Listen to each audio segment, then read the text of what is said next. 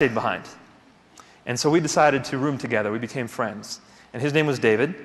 And as the night progressed, I saw him pull out a Bible.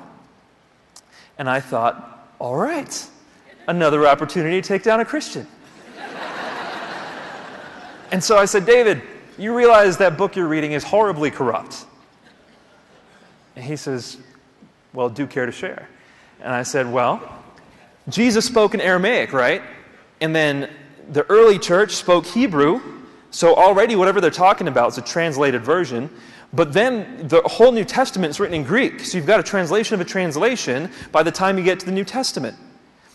But not only that, the main Bible, the one that the church used for the longest period of time, was the Vulgate. It was the Latin version. For over 1,000 years, they used the Latin version, so you got a translation of a translation of a translation. And then from Latin, it went to German, and from German is where it came to English. And that's why you have the ESV, the NIV, the NASB, the who knows what V.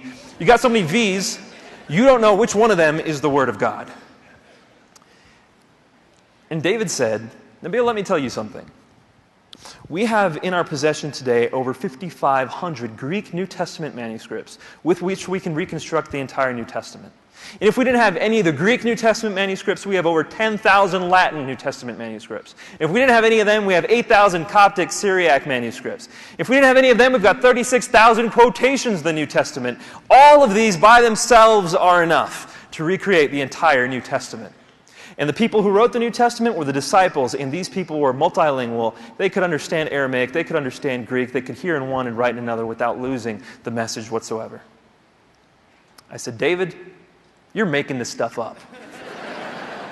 Because I've talked to so many Christians and not a single one of them has said that before.